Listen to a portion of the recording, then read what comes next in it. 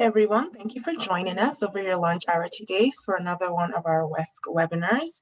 My name is Lola Adebogan and I am West Marketing and Admin Assistant.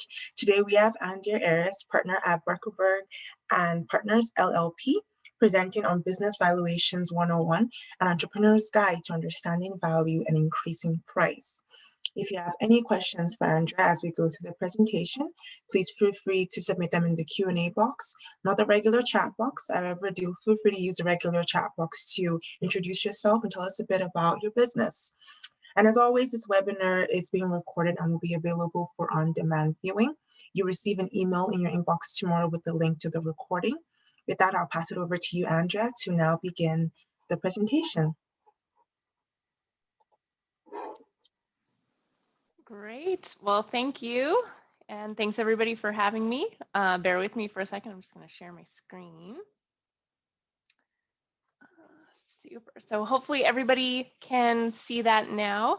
So welcome. Thank you to Women Entrepreneurs of Saskatchewan for having me. And thank you everybody for joining us today. I am Andrea Harris.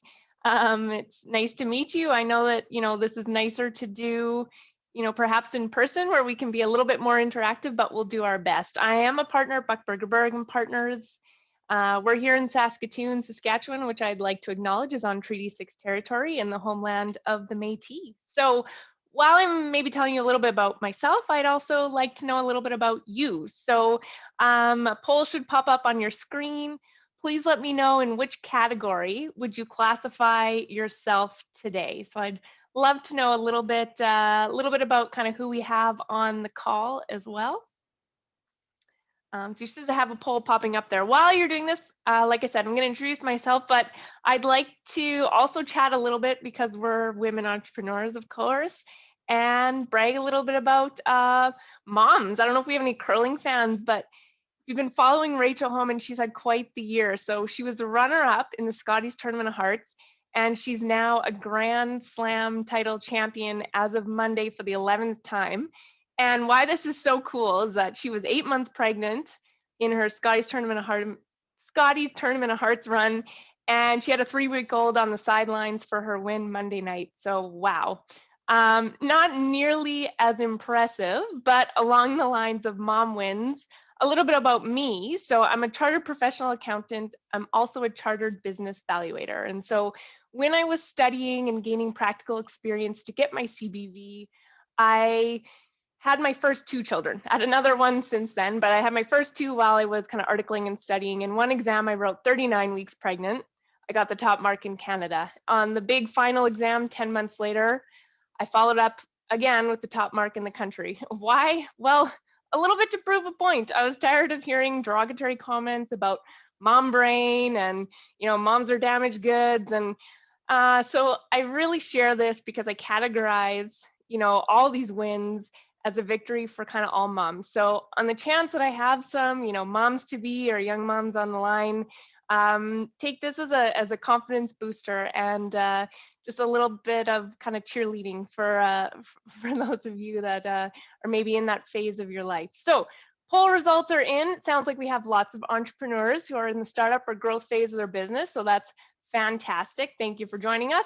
And some of their advisors, some accountants, a few others kind of here as well. So that's great. So hopefully I'll have a little bit of something for all of you. Next up, we're going to have another poll. Another bit of trivia, actually. So according to a February 25th article by the Harvard Business Review, what percentage of venture capital funding was received by women-led startups in 2020? So our options there are 38.7%, 24.6%, 6.8%, or 2.3%. So get your guesses in, or maybe you have read the article and you know the answer, but either way. Like Lola said, please encourage you to ask questions throughout. I mean, you have a professional here who is giving you free advice, so certainly don't be shy to jump on the Q&A, and I'll do my best to answer your questions throughout. Awesome. So it looks like everybody's got their votes in. Okay, so half of you guessed 6.8%. That's some optimistic people thinking it was maybe even 38.7. The correct answer is unfortunately D, 2.3%. So just built you up with some mom wins, and now I've smashed all of your hopes and dreams by telling you something that probably a lot of you already know, which is that it can be hard for women to get funding, and that 2020, the pandemic, has had a disproportionately adverse impact on women. So why am I doing this presentation? Well, in my experience, when I'm valuing businesses, I'm almost exclusively valuing or providing advice for male-led ventures. And one of my kind of long-term career goals is that I'd really like to help move that dial. So this is why I'm here. I just validated for some of you what you already probably know, that women-led ventures have a tough time getting funded. I cannot teach you everything about valuing a business, accounting, creating value in the next 45 minutes or so that we have together, but my goal is twofold. I'm hoping to give you some knowledge, because especially for women, knowledge breeds confidence. And I'd like to provide you a resource, phone a friend. You can certainly call me when you get into a situation where you'd like to pick my brain.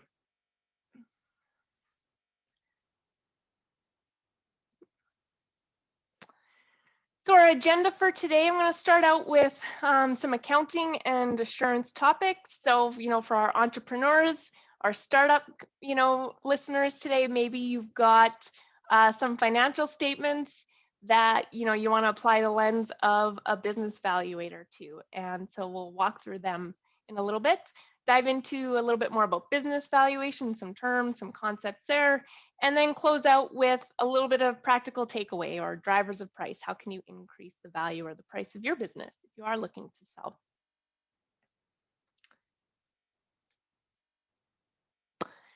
So financial statements, kind of just a little refresher that not all financial statements are created equal. There's 3 different levels of assurance that accountants can provide. So if you're a startup business, maybe you're getting a notice to reader with no assurance on it. Maybe your bank requires some assurance, so you're getting a review engagement.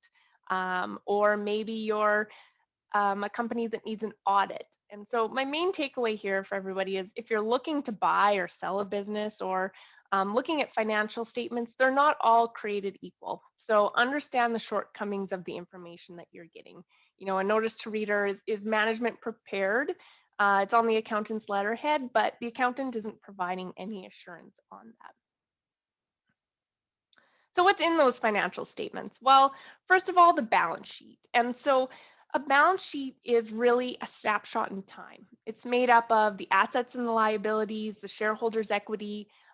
This is really what's in your business on a set date.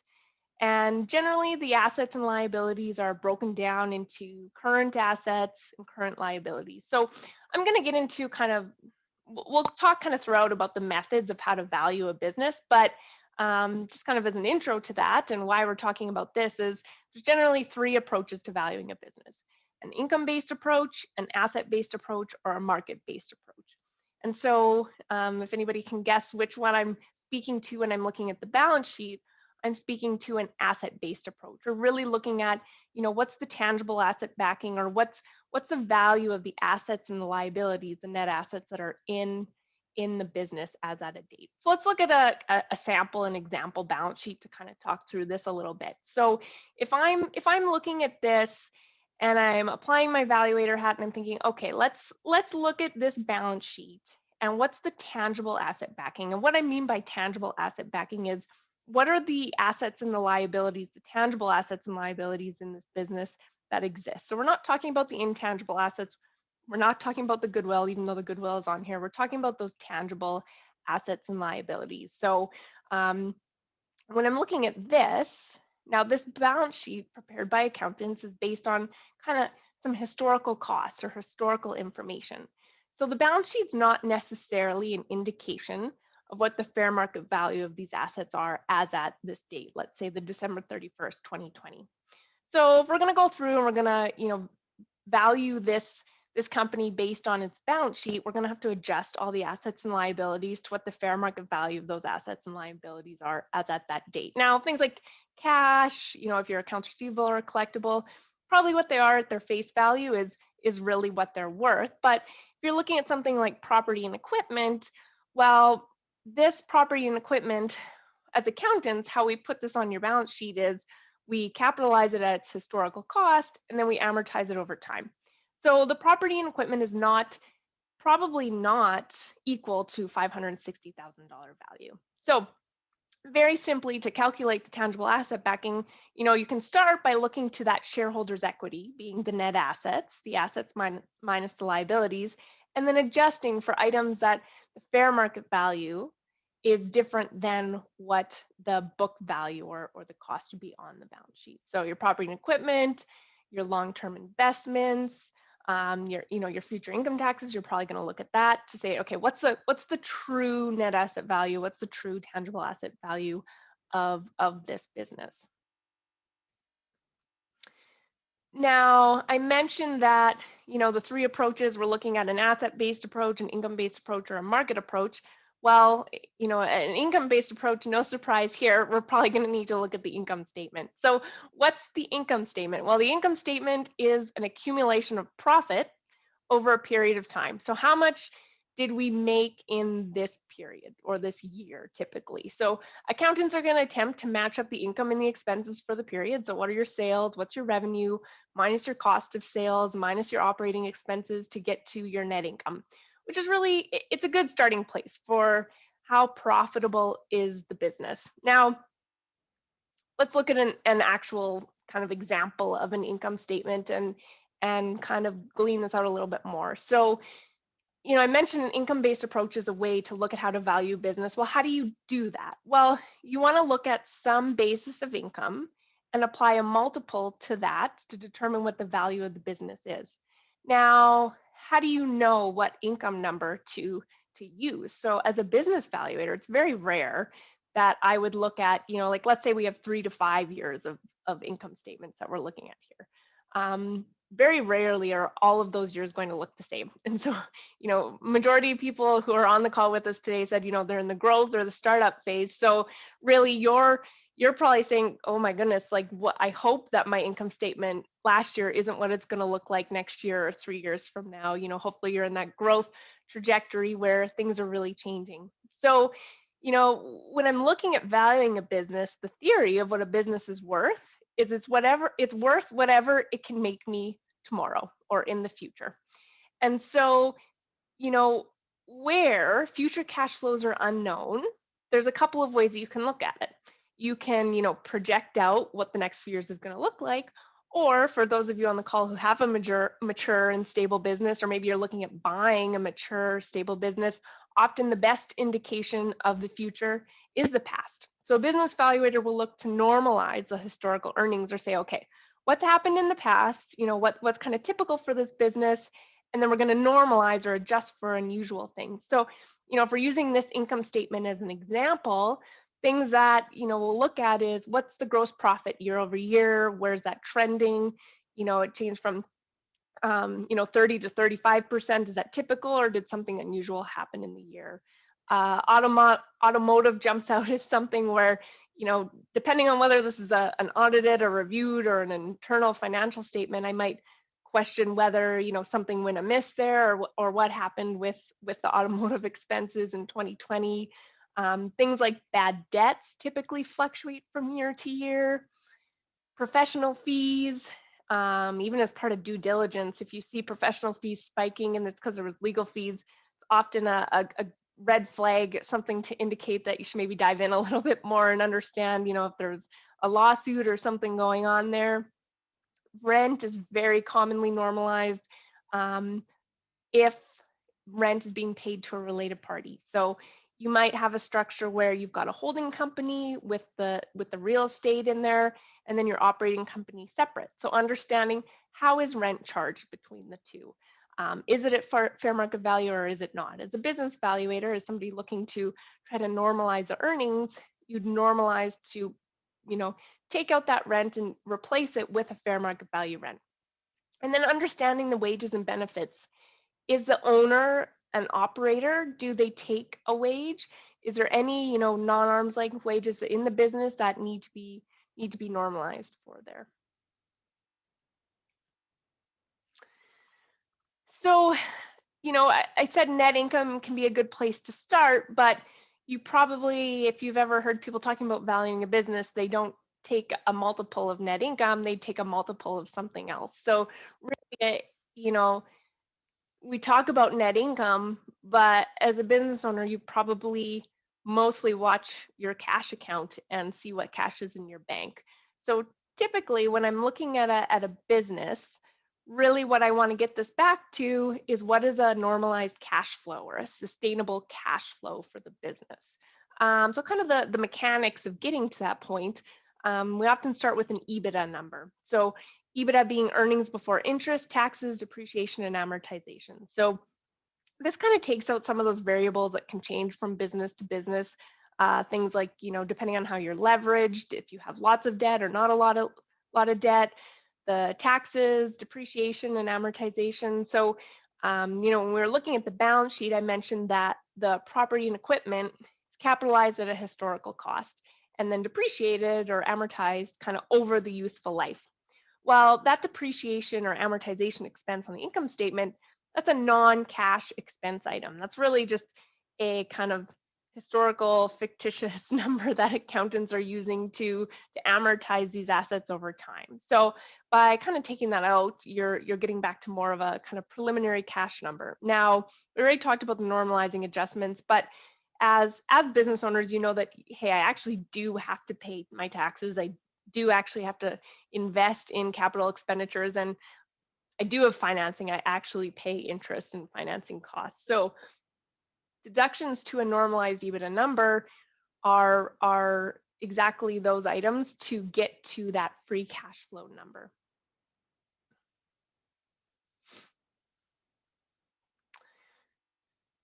So after the income statement, I don't want to speak too much kind of to the notes of financial statements, but just as a few comments here, there's always some good tidbits in here if you're looking at, an income statement and how to normalize it, or if you're looking at the balance sheet and thinking about, okay, what's my tangible asset backing here? The notes can provide some good information. Now, there's only notes to financial statements required for review engagements and for audits. You might see kind of some kind of basic notes for notes to readers, soon to be compilations, but they're not as rigorous. So you might find out some good information like how are the assets being valued? Is it at cost? Are investments held at fair market value? It can be a great flag for related party transactions. So understanding if there's related party rent there, if there's management fees, if there's other things that you're going to need to normalize for or adjust for on your income statement. And then just kind of understanding also if there's a going concern note, it's a red flag that there's going to be some more questions that you need to ask. So we've kind of just revisited financial statements, a bit of an overview of what's on them and things that we're picking through. Now we're going to dive in a little bit more into business valuation. So some technical pieces and some terminology. So starting with some terminology, because there's kind of nothing worse than having somebody talking with a bunch of terms that you have never heard before. I've been using the term fair market value. Well, what does that mean? So it actually has a very kind of technical definition as a charter business valuator. So fair market value is the highest price in terms of cash or cash equivalents. They're willing and able buyer and willing and able seller. They're acting at arm's length. Nobody's under any compulsion to act, and they both have reasonable knowledge of the facts. Well, why am I telling you this? Well, in theory, that's how fair market value is determined. In practice, price is sometimes different than fair market value. So this is really key because you'll maybe hear of somebody paying a certain price, or there's a transaction that happened, and think, okay, well, that's what it's worth. But the fair market value or what it might be worth to you could be different than that. And why is that? Well, think about, if you're looking to buy a business, you're not going to know as much about that business as the seller. So there's an inequality of knowledge of the facts. There might be a family transition of ownership in a business where they're not they're not acting at arm's length. They might not actually pick a price that is a fair indication of fair market value. Oftentimes somebody is compelled to act. You know, there's a reason why they really want to get out of the business. Maybe they're willing to take a price that's not exactly fair market value because they're willing to sell. Enterprise value versus equity value. So first, I'm going to explain this in the context of the balance sheet. So, you know, we're looking at our balance sheet back here. You know, we have our assets on one side, and then our liabilities and our shareholders' equity on the other side. So the assets, that 2.17 million, that's the enterprise value. Now the equity value is the 2.17 minus the 1.079 million to get to that, you know, just over 1 million. That's the equity value. So to kind of put this another way, or to use kind of another way to explain this in the context of a house. I'm in my house, my home office, don't leave my house very often. So my house is going to be the enterprise value. Let's say my house is worth $500,000. So my enterprise value is $500,000. My house is worth $500,000. I have a mortgage. Let's say my mortgage is $300,000. So if I go to sell my house, I sell it for $500,000. You know, I pay off my mortgage. I got $200,000 left. That's my cash in my jeans. That's my shareholders' equity. You might be thinking like, well, okay, that seems really obvious. Why are you explaining this to me? Well, it's important in the context of when you're valuing a business and you're using a multiple to come to a value of the business. What are you determining? Are you determining the enterprise value, or are you determining the equity value? And so when this gets mixed up, and if it gets mixed up, you can come up with a very different kind of conclusion on how much cash actually gets into your jeans. So for example, if you hear like an EBITDA multiple or an earnings multiple, those are usually calculating enterprise value, so the value of the house. Here in Saskatchewan, we don't deal with public companies kind of as much in regards to kind of valuing businesses. But if you're looking at like a price to earnings multiple of public companies, those are equity multiples. So you're getting to a different conclusion. And so with a business that has debt that is leveraged up, you can come to a very different number in the end. Okay, time for our next poll. Now that we've, you know, gone through some exciting definitions. When selling your business, I'm quizzing you all now. When selling your business, what type of goodwill will a purchaser buy? So your options are commercial goodwill or personal goodwill. So when you're selling your business, what type of goodwill will a purchaser buy? So I'm going to talk a little bit about goodwill while you're pondering that. So what is goodwill, I guess, first and foremost? So if we're looking at, you know, that balance sheet that we were looking at earlier, and I told you, oh, your shareholders' equity is worth $1 million, let's say, we'll just simplify it. Let's say that your tangible asset backing or the tangible assets in your business are worth $1 million. Well, let's say you can sell your business for $1.5 million, or the fair market value is $1.5 million. Well, the difference between that $1.5 million and that $1 million, the $500,000, that's the intangible asset value, or kind of the goodwill. So that's what's attributed to, you know, your name, your reputation, your brand. This is why your customers come to you. So really, in the context of a deal, that's kind of where you get that lift on your value, or that's what you're selling over and above just the tangible assets. So see if people have taken a guess the polls to whether they think you buy commercial or personal goodwill. So commercial goodwill then is the goodwill that's attributed to kind of your business. Personal goodwill is the goodwill that's attributed to you as an individual or the owner of the business. Fantastic. Thank you everybody for participating. So we had 75% of those respondents said commercial goodwill, 31%, you had the option of choosing twice. So 31% said personal goodwill. So the correct answer is commercial goodwill. So why is that? Perfect. So when we're talking about personal and commercial goodwill walks out the door when you leave. So kind of the morbid example is, you know, if you got hit by a bus tomorrow, could your business carry on without you? And if your business has all commercial goodwill, you know, there's policies and procedures in place, you have a management team, I mean, they would miss you clearly, and there would be some pains. But if it's all commercial goodwill in your business and they're able to carry on without you, then that's what that signifies. On the other hand, personal goodwill is really what's attached to you as an individual. So in the definition of fair market value, commercial goodwill is included, personal goodwill is not. So, if I'm coming in to buy a business, I am not going to pay for personal goodwill because that's going to walk out the door when the owner leaves. I'm going to pay for something that's going to stick around after they're gone. So practically, people always ask me, well, how do you quantify that into your valuation? Like, how do you know what's personal and commercial goodwill?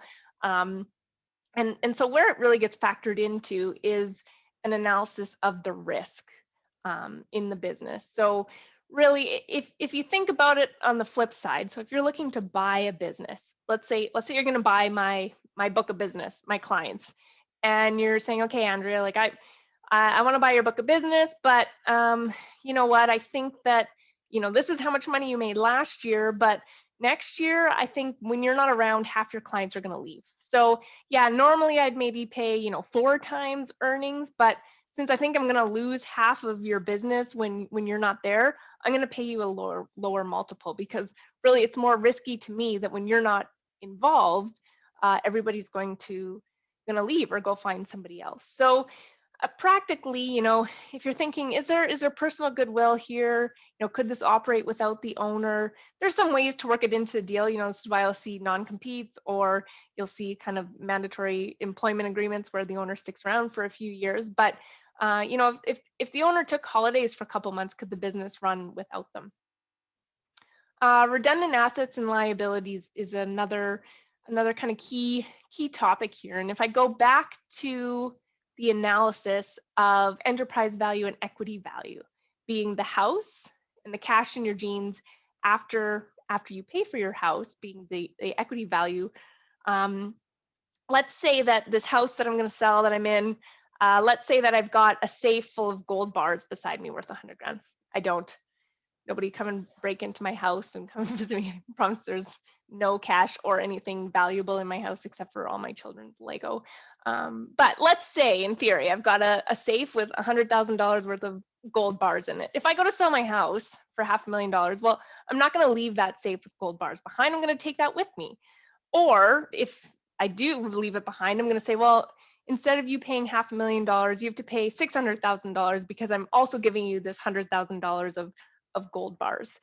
Redundant assets and liabilities in the business, it's really the same idea. So what are the things in the business that are redundant or not critical to your business that you could strip out? And then practically, if you're not going to take them out of the business and you're looking to sell your business, well, this adds to the value of your business. So really understanding, okay, what's the business enterprise value of my business? What are the redundant assets that then get added to that to know what the total enterprise value of my business is actually worth? So these are things like, maybe extra investments, maybe you have some land or some real estate that you're not using, anything like that that's kind of not part of your regular day-to-day business operations. When it gets more complicated, I don't think we're going to dive into kind of the more complicated kind of aspects today, but just know for these first two, a minority shareholder or something like a marketability or a liquidity discount, key takeaway here is really, if you're not buying a controlling portion of a company, or if you're not selling, maybe you're ramping up and you're selling some shares in your business to raise capital, well, a minority shareholder will often pay less than kind of the pro rata value because they don't have control. They're coming in as a minority shareholder. So practically quantifying that discount is, there's some work that can go into doing that, but just something to be aware of there. Common versus preferred shares. So when you're looking at a business and you're looking at the equity value, that's really the end block value of the equity. So all that value goes to the shareholders. Now, maybe you have preferred shares, maybe you have common shares, and understanding the structure of the business, either that you're buying into or if you're selling off some shares, is important. So preferred shares, really high level, preferred shares are almost like debt, where they'd have a fixed value typically associated with them and some, different attributes than common shares. But usually you'd say, okay, well, if there's, let's say, $500,000 of equity value, let's say the preferred shares are worth $200,000, well, that leaves $300,000 to be kind of split up between the common shares, just kind of, using a really simple example there. So key takeaway again, if you're, buying into a business or you're selling a business and maybe there's been some great tax planning done or some prior transactions, just make sure you understand the kind of the structure that's in place. Working capital. We're going to chat about working capital a little bit more in a bit. So simply put, working capital is the current assets minus your current liabilities, or kind of what you need to run the day-to-day operations of your business.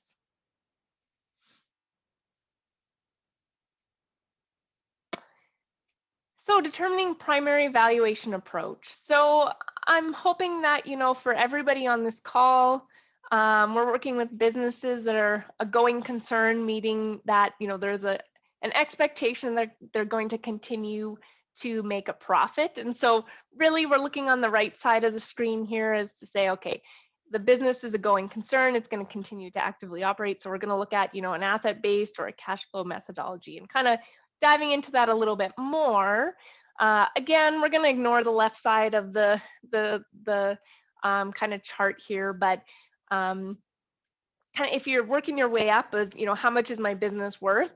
Inherently, we probably kind of all know that, hey, if I go and I just have to liquidate my business, sell off my assets, collect when I can on my accounts receivable, and worst case scenario, it's kind of a fire sale. Well, that's going to be the lowest value that I'm ever going to get when I'm selling my business.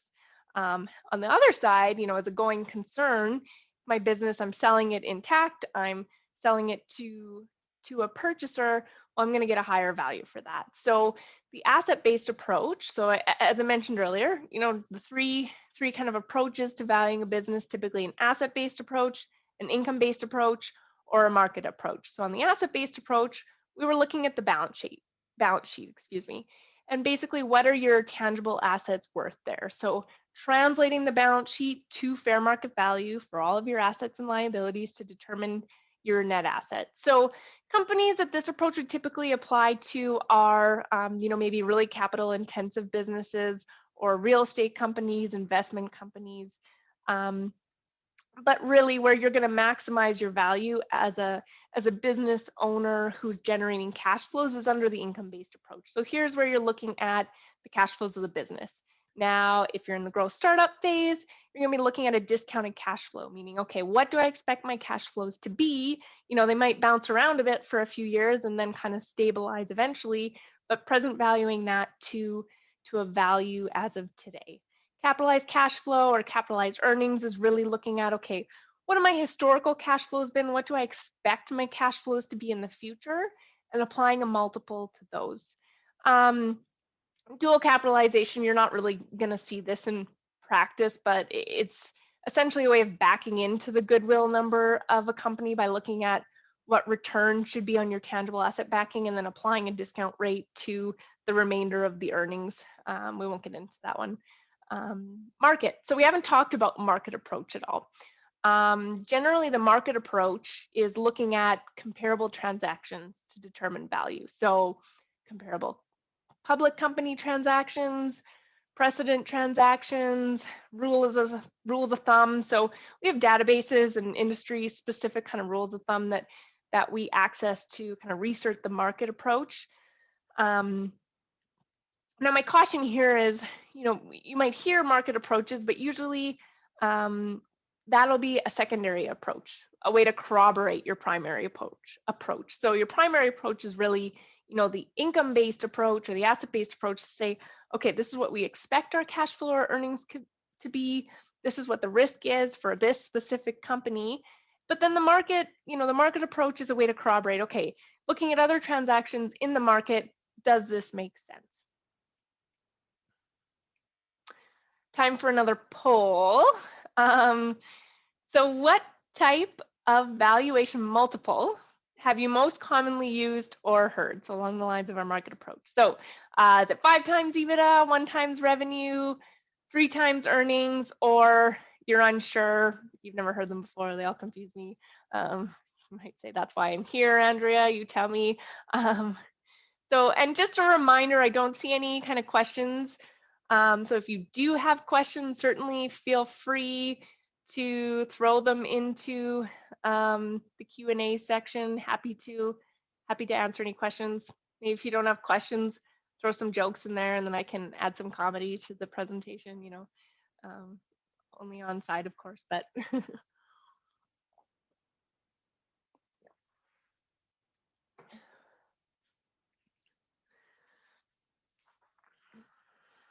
perfect. So results are in, and the number one answer, I appreciate your honesty. Thank you, everybody here today. I'm sure they all confused me, had 42%. And then behind that, kind of an EBITDA or an earnings multiple is kind of the most commonly known. So this kind of just segues us into our next section, which is what are the common valuation errors or pitfalls that I see. So the first one is an oversimplification of how to calculate the fair market value. So, a joke that you hear is, well, every company is worth 5 times something. So very common to kind of oversimplify, and here's somebody say, well, I'll just use 5 times EBITDA, I'll just use 6 times EBITDA, that's what it's worth, right? Or a rule of thumb, and that can really skip over specific things for companies, such as leveraging, redundant assets, there's special purchasers in the industry, things that, may have affected a price for somebody, but it doesn't apply to the value of your business. Consideration of personal goodwill in the valuation of a company. So for this one, and I see we have a question here, so that's great. I'll get to you in 1 second. Consideration of personal goodwill in the valuation of the company. What we're getting at here is really what is your value to the business? And sometimes business owners can downplay or oversell inadvertently what they are worth to the business. So kind of gleaning that out and understanding, okay, well, what am I buying here? Will this value walk out the door when the owner walks out the door? So we have a question, so thank you. How can you manipulate financial statements in order to sell your business higher? So this is great, actually, because it's kind of a segue into what's coming next, which is how can you increase the value of your business? So first of all, I guess I would say manipulate. As an accountant, I would cringe a little bit. I say never manipulate your financial statements, but there are certainly ways that you can prepare yourself for a sale to get a higher price. And so we're going to cover that right away in part 3, which is fantastic. So some other valuation errors and pitfalls, amortization versus sustaining capital expenditures. So you might see somebody looking at a net income number and saying, okay, well, this is what the earnings of the business is worth. This is what I expect that I'm going to make, but that's not necessarily a good indication of what the cash flow of the business is. So if anybody's ever had the joy of paying for leasehold improvements, I'm sure you could tell us how expensive leaseholds can be. And oftentimes leasehold improvements might get amortized on the financial statements over 5 years, but they might last quite a bit longer than that. Or maybe you're expecting that you're going to have to invest in leasehold. So looking at that amortization number, if you have some capital intensive stuff coming up, it's maybe not the best indication of what the cash flows or the earnings actually are.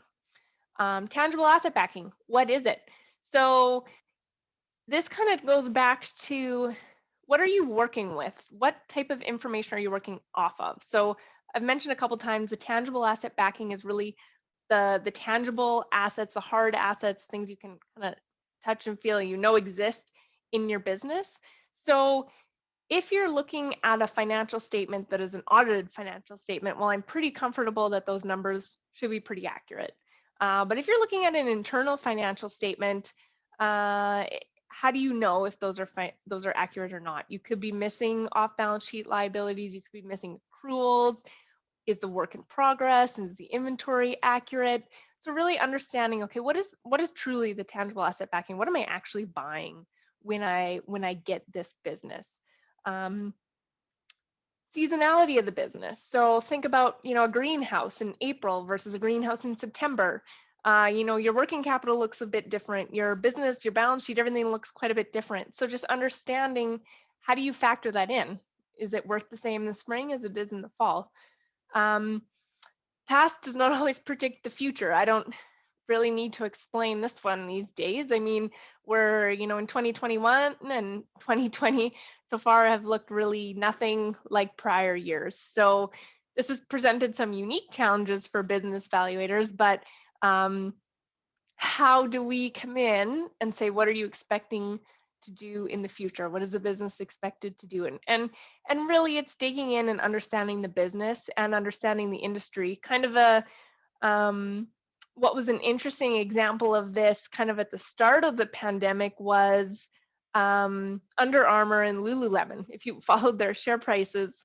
So they'd both be considered in the same industry, kind of workout, athletic gear. But Under Armour is really more like, people at the gym or kind of those team-based sports, and their share price fell. Whereas Lululemon, like homeware, we're all hanging out in our Lulus, the value really skyrocketed. So same industry, very different results. So what do you expect to happen going forward? You can't really just assume, look at the numbers. I kind of need to dig in and understand it.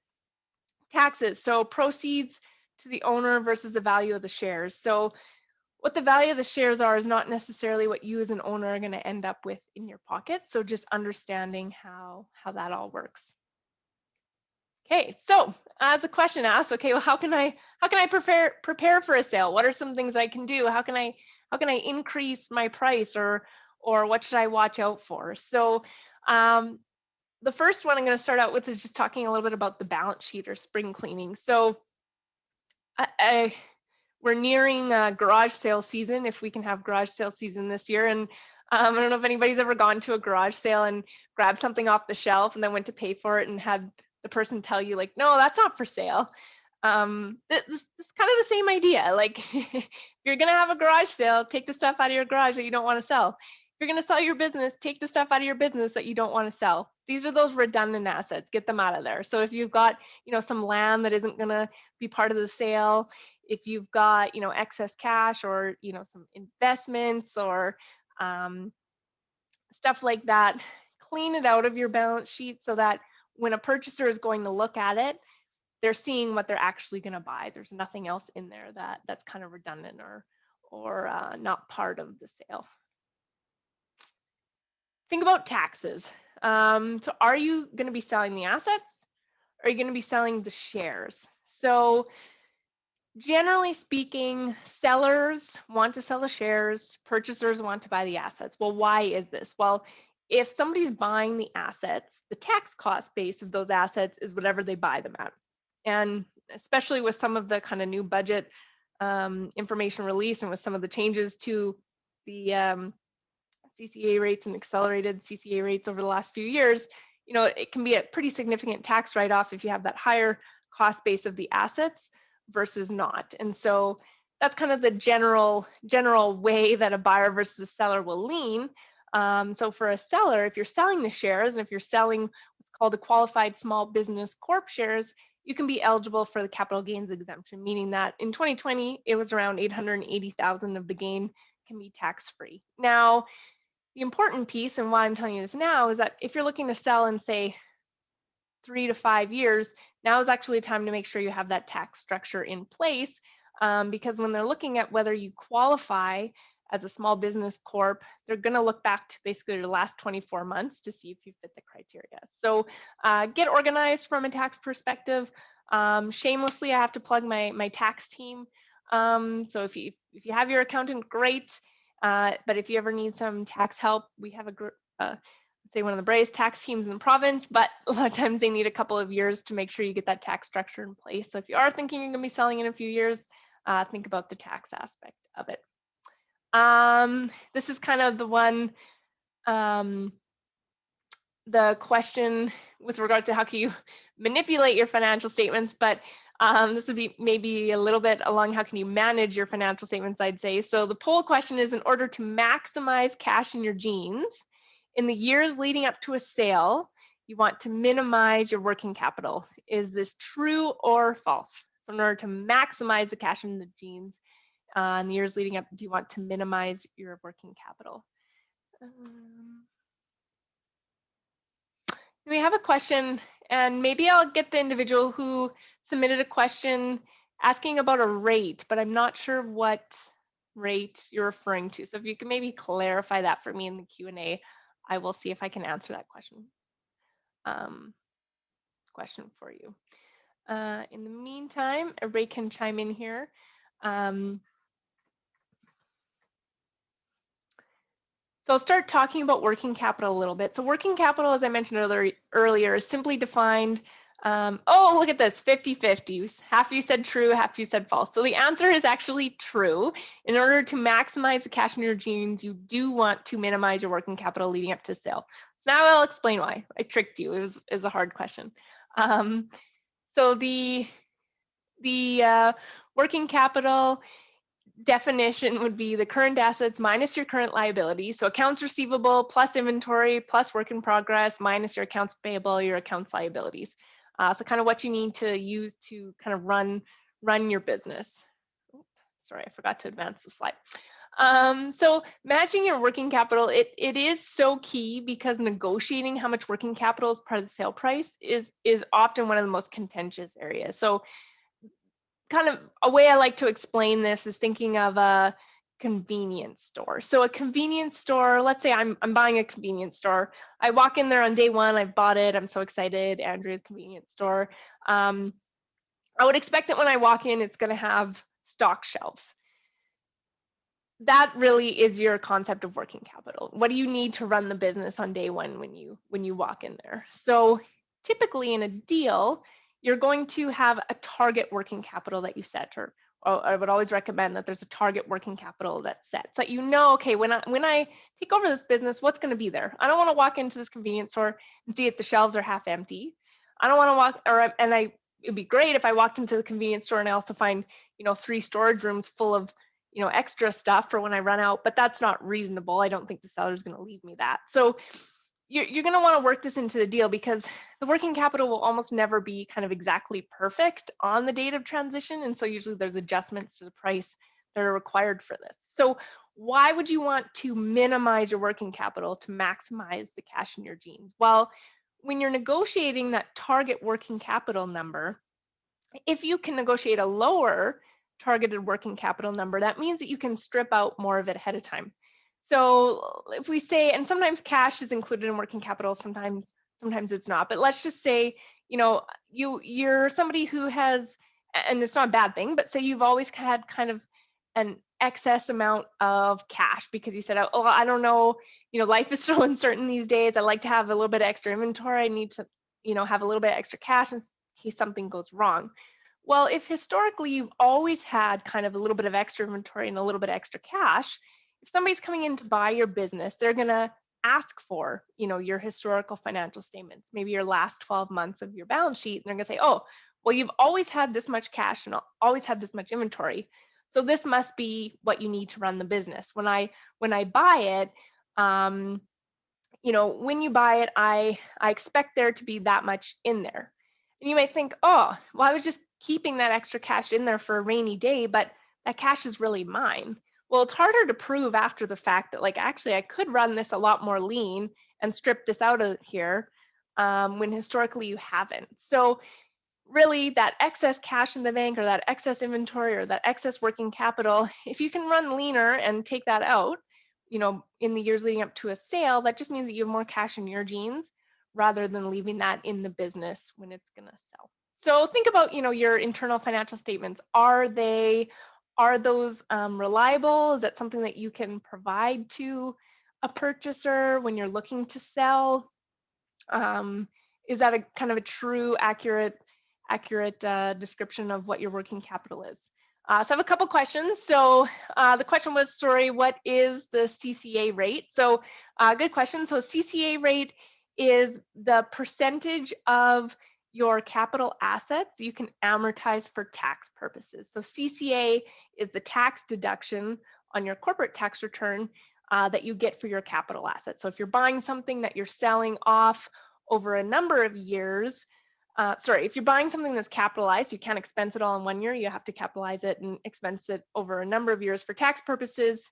CRA has kind of predetermined rates that they say, okay, for vehicles, you can amortize it at 30% and then declining after that. And so CCA is just the tax side, or the tax kind of equivalent of amortization or depreciation. Another question, what are the most common reasons owners sell their business according to stats? Good question. I didn't, I didn't pull those stats before this, so I'll kind of just have to go off of anecdotally. But anecdotally, the reasons that owners will sell their business can really vary. A lot of times it's, they're just reaching an age where they're ready to retire. We still have a lot of baby boomers that are, hitting that retirement age, ready to transition their business. So a lot of times it's that. A lot of times when I see people, unfortunately, is if there's multiple owners and they're maybe no longer getting along and one of them wants to buy the other one out. And so they're looking at that. Sometimes owners are looking to sell because they're just ready to try something else, or they can see that there's an opportunity to ramp up and they want to bring in other owners to do that as well. So statistically, it's certainly lots of reasons why owners will sell their business. And it's a good question. Okay. So one of my last kind of points and key takeaways, we've talked quite a bit about personal goodwill and commercial goodwill. So my kind of last tip to you would be that if you are a small business owner and you're looking to increase the value of your business, this might not be as relevant for those of you who are in kind of that growth initial phase, but if you're kind of getting to that mature or looking to sell phase, my critical piece of information for you would be work yourself out of a job, make yourself redundant. So to many business owners, your business is really your baby, and I appreciate that you've probably been the competitive advantage for many years. So it's pretty hard to extract yourself from the business when it is eventually time to sell. So it can take some work. Really think about, putting in a good management team. Could you take a holiday for a couple months? Could they run it without you? Part of that is coming up with policies and procedures. Really branding your business as more than just you, having your employees have those key contacts as well. And so that when you go to sell your business, have a business that can run itself once you're no longer there. Okay, so we've still got about 5 minutes left. We've had a couple questions throughout. Anybody has any other questions, any topics, I guess, you thought that you wanted to chat about? We've still got a few minutes and I'm happy to answer questions kind of as long as the group would like to chat. So, well, a minute. Thank you so much for that presentation, Andrea. It was very informative. We did have a question in the chat box, but oh, fantastic! Yeah, I couldn't see those, so now I've got them up here. So it was Christy that sent it in. Okay, fantastic.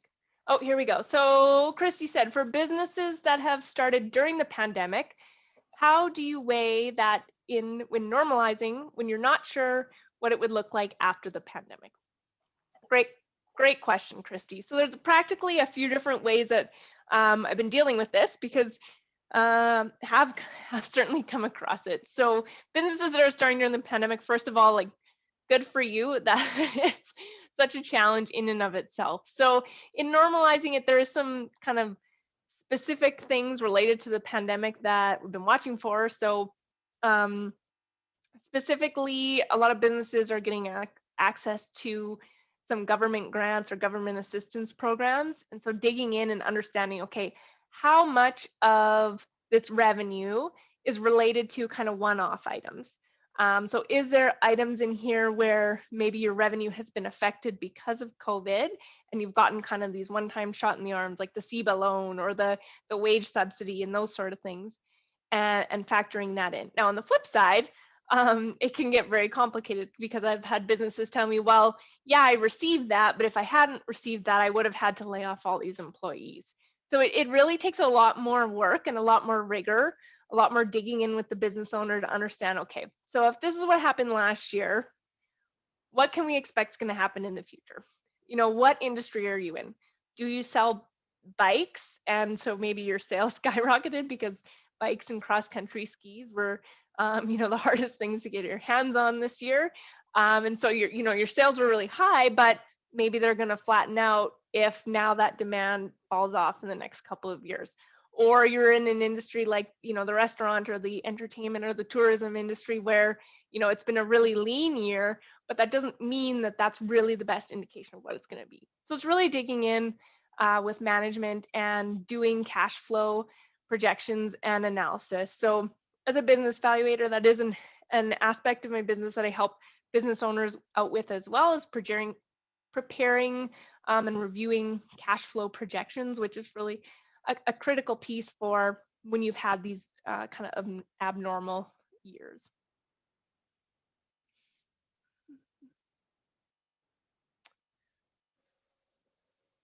Perfect. We have another question in the Q&A box, I think. Awesome. Oh, perfect. Sounds like it's a tax question. So can I deduct expenses for hiring employees from abroad? So I guess disclaimer, I am an accountant who does have small business clients, and I do operate a little bit in the kind of helping people with their corporate and personal tax returns. But this presentation isn't, I guess my disclaimer is you can't hold me to any tax advice that I'm giving you in this presentation, but the general rule with CRA is you can deduct expenses that are required for your business. So if your business needs to hire an employee and there are expenses that go along with it, I would presume, but I would recommend that you talk to kind of your tax accountant for kind of some official advice, and they can dig into that for you a little bit more.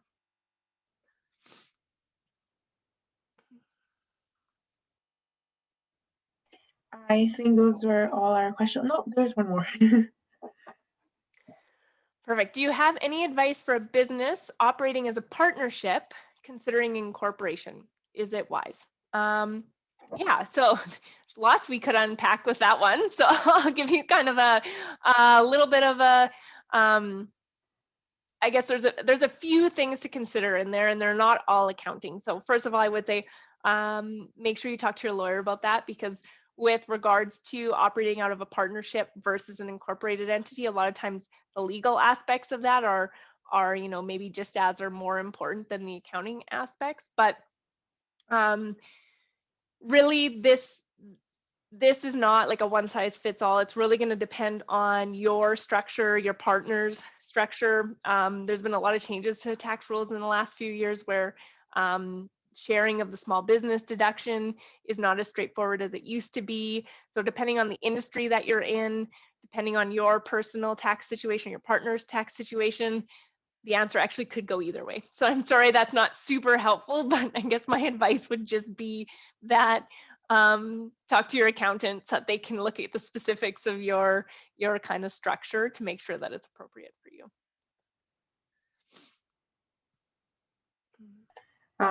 Thank you so much for answering all of those questions. And thank you for all of you who took time out of your days and during your lunch hours to come and listen to this webinar. Next week, we have our business growth luncheon, and hope to see you then. And everyone can have a wonderful afternoon. Thanks again. Bye. Thank you so much. Thanks for having me. Take care.